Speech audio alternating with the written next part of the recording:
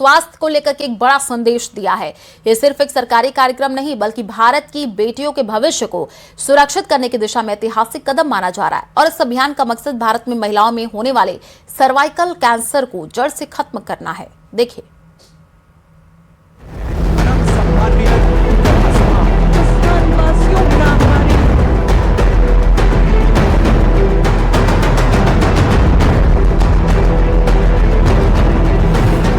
अजमेर की धरा से उठी एक नई स्वास्थ्य क्रांति। यहां अजमेर से एचपीवी वैक्सीनेशन अभियान शुरू हुआ है।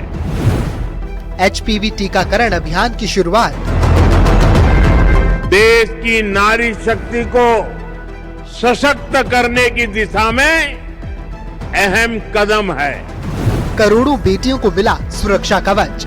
सरकार सत्ता भाव से नहीं, संवेदनशीलता के साथ काम करती है। अजमेर में 16,000 करोड़ के विकास प्रोजेक्ट्स के साथ अब सर्वाइकल कैंसर के खिलाफ राष्ट्रव्यापी युद्ध का ऐलान किया गया। पीएम मोदी ने एचपीवी वैक्सीन अभियान की ऐतिहासिक शुरुआत कर दी है। अब 9 से 14 साल की बेटियों को भविष्य के इस खतरे से बचाने के लिए देश भर के 30,000 केंद्रों पर ये वैक्सीन उपलब्ध कराई जाएगी। ये कदम भारत की नारी शक्ति के स्वास्थ्य और सुरक्षा के प्रति एक बड़ी क्रांति माना जा रहा है। प्रधानमंत्री की मौजूदगी में कुछ स्कूली छात्राओं को वैक्सीन लगाई गई। इसके बाद प्रधानमंत्री ने छात्राओं से संवाद भी किया। परिवार में जब माँ बीमार होती है तो घर बिखर सा जाता है। अगर मां स्वस्थ है तो परिवार हर संकट का सामना करने में सक्षम रहता है। पीएम मोदी की इस पहल से देश भर में करोड़ों लड़कियों को भविष्य में होने वाले जानलेवा कैंसर से सुरक्षा प्रदान होगी। जनसभा में भाषण के दौरान छात्राओं और गर्भवती महिलाओं के लिए उठाए गए कदमों की जानकारी भी दी गई। साथियों, गर्भावस्था के दौरान कुपोषण माताओं के जीवन के लिए बहुत बड़ा खतरा होता था। हमने सुरक्षित मातृत्व के लिए योजना चलाई। मां को पोषक आहार मिले, इसके लिए 5,000 रुपया बहनों के खाते में जमा करने की योजना शुरू की। आइए जानते हैं सर्वाइकल कैंसर क्या होता है। सर्वाइकल कैंसर महिलाओं के गर्भाशय के निचले हिस्से यानी सर्विक्स में होने वाला कैंसर है। इसका मुख्य कारण एचपीवी यानी ह्यूमन पैपिलोमा नाम का वायरस है। एचपीवी एक आम वायरस है जो असुरक्षित शारीरिक संपर्क से फैलता है। ज्यादातर मामलों में शरीर वायरस से लड़ लेता है, लेकिन कुछ मामलों में ये वायरस वर्षों बाद कैंसर का रूप ले सकता है। अक्सर शुरुआती स्टेज में लक्षण नहीं दिखते, इसीलिए इसे साइलेंट किलर भी कहा जाता है। स्तन कैंसर के बाद भारत में महिलाओं में होने वाला दूसरा सबसे आम कैंसर है। भारत में हर साल करीब 1.5 लाख नए सर्वाइकल कैंसर के मामले सामने आते हैं और करीब 70 से 75 हजार महिलाओं की हर साल मौत हो जाती है। ऐसे में ये सरकार का अभियान नारी शक्ति के स्वास्थ्य और सुरक्षा के प्रति एक सराहनीय कदम होगा। Bureau report, news 18 Rajasthan.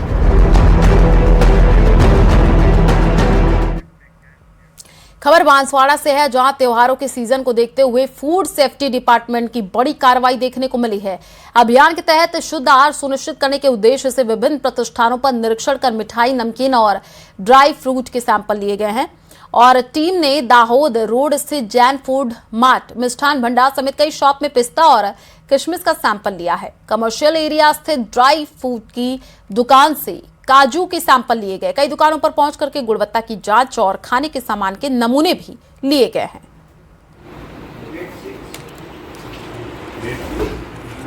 ये सरकार की जो शुद्ध आहार मिलावट करवाने की जो नए अभियान के तहत होली का अभियान चल रहा है, उसमें हमारे आयुक्त महोदय और जिला प्रशासन, जिला कलेक्टर महोदय और सीएमएचओ साहब के निर्देशन पर खाद्य सुरक्षा टीम दिनांक 24 तारीख से लगातार बांसवाड़ा जिले में नरवाली, घाटोल, खमेरा, कलिंजरा सब जगह सैंपल लेते हुए आज बांसवाड़ा शहर में अभियान जारी है लगातार।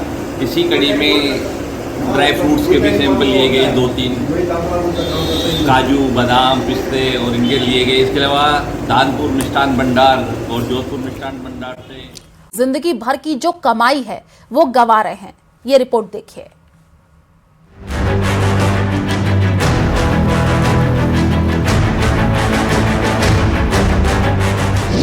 फिल्मी सेटअप, फेक पुलिस, फर्जी नोटिस, डिजिटल अरेस्ट की कहानी पीड़िता की जुबानी। बड़े अधिकारी, बिजनेसमैन भी हो रहे शिकार। कैसे पाएं डिजिटल अरेस्ट से पार?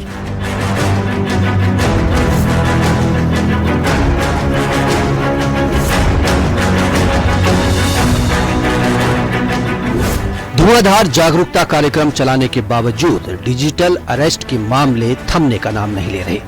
ताजा मामला जोधपुर के कमला नेहरू नगर का है। जिस तरह से शातिरों ने रिटायर्ड प्रिंसिपल सरस्वती माहेश्वरी से 1,85,00,000 रुपए ठगे, वो जानना समझना बेहद जरूरी है ताकि आप अगला शिकार ना हो। कॉल करने वाले ने खुद को क्राइम ब्रांच मुंबई का अधिकारी बताया। आपके मोबाइल नंबर और आधार कार्ड का इस्तेमाल कर केनरा बैंक में अकाउंट खोला गया। कई ट्रांजैक्शन हुए जिसका कमीशन उसके खाते में क्रेडिट किया गया। वेरीफाई करने के लिए अकाउंट में सारे पैसे सरेंडर करने होंगे। 12/2/26 को मुझे डिजिटल अरेस्ट किया गया और इस डिजिटल अरेस्ट में उन्होंने मुझे डायरेक्टर से मिलवाया और कोर्ट में मेरा हियरिंग करवाई और उसके बाद मेरे से 1,85,23,000 का चेक लिया और अभी तक मैं डिजिटल अरेस्ट में ही चल रही हूँ। आज मेरे से 30 लाख का चेक मांगा था, मेरे खाते में 23 लाख ही थे, इसलिए 22 लाख का चेक मैं देने पंजाब नेशनल बैंक गई, जहाँ मुझे साइबर थाना में लाया गया, जहाँ से मुझे बुजुर्ग को झांसे में लेने के लिए ठगों ने फर्जी warrant, digital arrest, video call पर नकली कोर्ट रूम और जज की तस्वीर तक दिखाई। साइबर ठगों ने बुजुर्ग महिला का इस कदर ब्रेन वॉश कर दिया कि उन्हें अपने आसपास की दुनिया झूठी और मोबाइल स्क्रीन पर बैठे अपराधी असली पुलिस वाले लगने लगे। उनको कहा मैं मेरे पोती की पढ़ाई के लिए डाल रही हूँ, तो उन्होंने कहा ऐसी कौन सी पढ़ाई है जिसमें 22 लाख फीस लगती है। फिर कहा आप थोड़ी देर बैठ जाओ तो आपको चेक क्लियर करके दे दिया जाएगा। फिर उन्होंने थोड़ी देर बाद पुलिस वालों को बुलाया और मुझे मेरा चेक रोक लिया। ठगों ने बुजुर्ग को 6 दिन तक डिजिटल अरेस्ट करके रखा। इस दौरान ठगों ने महिला के बैंक खातों की पूरी जानकारी जुटा ली, उन्हें करोड़ों रुपए ट्रांसफर करने के लिए मजबूर कर दिया। हैरानी की बात यह रही कि महिला ने SBI खाते से 1,85,00,000 रुपए ट्रांसफर कर दिए, लेकिन बैंक ने एक बार भी इतने बड़े ट्रांजैक्शन पर अलर्ट नहीं दिखाया। कहानी में मोड़ तब आया जब ठगों की भूख और बढ़ी और उन्होंने महिला को पंजाब नेशनल बैंक में जमा उनकी 22 लाख रुपए की FD तोड़वाने के लिए भेजा। जब महिला PNB पहुंची तो वहां तैनात बैंक कर्मी विवेक कुमार की नजर उनके चेहरे के खौफ और हाव भाव पर पड़ी। हमारे सभी नागरिकों को ये समझना चाहिए कि डिजिटल अरेस्ट नाम की कोई चीज नहीं होती है। इस तरह के फोन कॉल्स के माध्यम से जो देश भर में ठग का जो एक पूरा रैकेट जो लोगों के साथ विश्वासघात करके उनकी गाड़ी कमाई ले रहा है, उससे सावधान रहने की जरूरत है। किसी भी प्रकार का शक होने पर निकट के पुलिस स्टेशन से संपर्क करें, सामाजिक कार्यकर्ताओं से संपर्क करें और इस तरह की ठगी से बचें। ये मेरी आप सभी से विनम्रतापूर्वक अपील है। आप शातिरों के अगले शिकार ना हो, इसके लिए अलर्ट रहना जरूरी है। अनजान नंबर से व्हाट्सएप पर वीडियो कॉल आती है। केस में फंसने या परिजन के किसी मामले में पकड़े जाने की जानकारी दी जाती है। धमकी देकर वीडियो कॉल पर लगातार बने रहने के लिए मजबूर किया जाता है। स्कैमर्स मनी लॉन्ड्रिंग, ड्रग्स का धंधा या दूसरी अवैध गतिविधियों का आरोप लगाते हैं। पीड़ित को परिवार या फिर किसी और को भी इस बारे में कुछ न बताने की धमकी देते हैं। वीडियो कॉल करने वाले व्यक्ति का बैकग्राउंड पुलिस स्टेशन जैसा नजर आता है। केस को बंद करने और गिरफ्तारी से बचने के लिए मोटी रकम मांगी जाती है। डिजिटल अरेस्ट की पहचान करने के लिए सतर्कता की जरूरत है, इसलिए झांसे में मत आइए। याद रखिए, क्राइम करने पर असली गिरफ्तारी होती है। जोधपुर साइबर पुलिस अब उन बैंक खातों की कुंडली खंगाल रही है जिनमें ये 1,85,00,000 रुपए ट्रांसफर हुए हैं। इस मामले में एक बार फिर बैंकों की भूमिका पर बहस छेड़ दी है।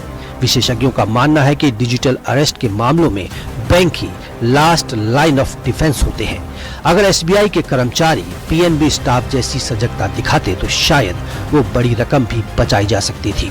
ताजा आंकड़ों के अनुसार डिजिटल अरेस्ट से साइबर ठग हर दिन 6 करोड़ रुपए लूट रहे हैं। 2025 में भारतीयों ने साइबर ठगी में 22,495 करोड़ रुपए गंवाए। अगर औसत निकाला जाए तो हर महीने 214 करोड़ रुपए की साइबर ठगी हुई। ये एक भेद छोटा सा आंकड़ा है, जबकि असली नंबर इससे कहीं ज्यादा है। बहुत सारे लोग तो डर और बदनामी की वजह से सामने ही नहीं आते। किसी भी संदिग्ध गतिविधि की तुरंत साइबर क्राइम हेल्पलाइन 1930 या वेबसाइट cybercrime.gov.in पर रिपोर्ट करनी चाहिए। याद रखिए, आपकी सावधानी ही आपको साइबर स्कैम से बचा सकती है। न्यूज़ 18 के लिए जोधपुर से चंद्रशेखर व्यास की रिपोर्ट।